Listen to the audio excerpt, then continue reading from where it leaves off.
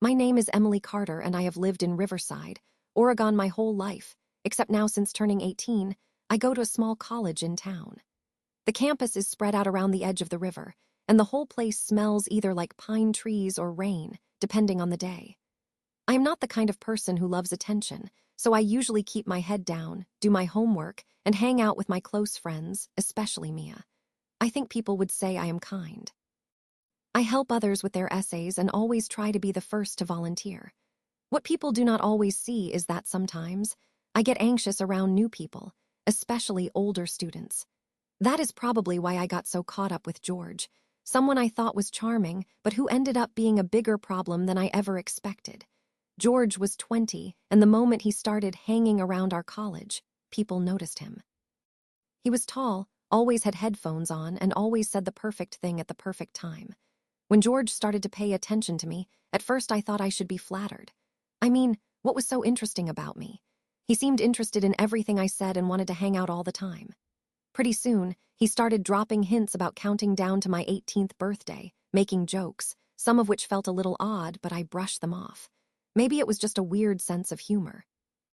I was only 17 then, and no one had ever treated me like I was special the way George did, so I told myself it was nothing to worry about. All that changed right before my 18th birthday. Out of the blue, George stopped talking to me and stopped texting me back. He told me I reminded him of his ex and just disappeared. No explanation, just gone.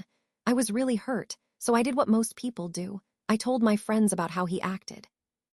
Instead of comfort, all I heard were whispers about how I was gossiping and how I should just get over it. I felt embarrassed every time I walked past him in the college corridors, though I always tried to smile and say hello. I did not want to be the bitter girl holding a grudge. One Saturday, things got a lot worse. I was hanging out with Mia, my best friend, at our usual spot by the riverbank when she got really quiet. Then she told me she had something to show me. Someone had sent a voice message in a group chat with George in it. The message was about me. George's voice was unmistakable. He described me in a disgusting way, saying things like I should be pinned against a wall and slapped, and calling me immature and a brat. My cheeks burned while Mia just looked away. Hearing his voice say those things made me feel sick. Still, I did not want to keep it to myself. I went back to college and showed a few people the message. Their faces fell in disgust, and for the first time people saw that I had not been making anything up. Word got around fast. George started to notice people acting distant and asked Mia what was going on. She told him that people knew what he said about me. He started to deny it, but Mia didn't let him get away with it. She sent him the voice note and all the proof she had. George tried to say he was sorry, but nobody cared. He started to panic. I heard from someone else that he was crying and blaming everyone except himself.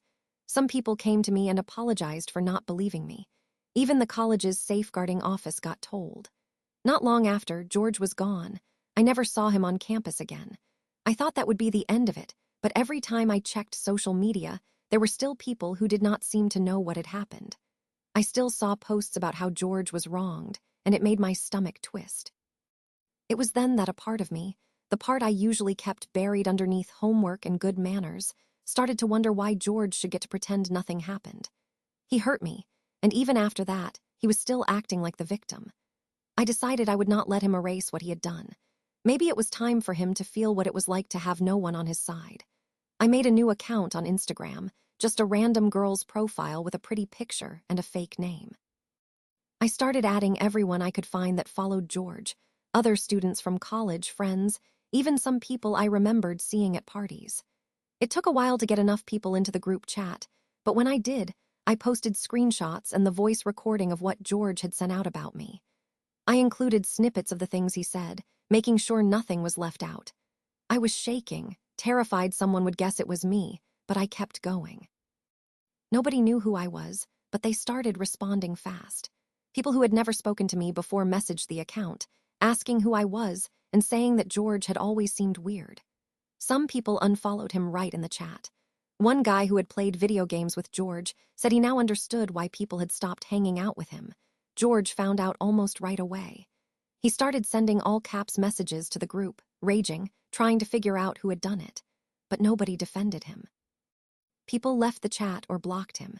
His carefully built online image collapsed in just a few hours. I watched all of it unfold. I almost felt sorry for him, but then I remembered the way he made me feel, ashamed and alone for something that was never my fault. For the first time in weeks, I felt like I could breathe again. College became easier after that.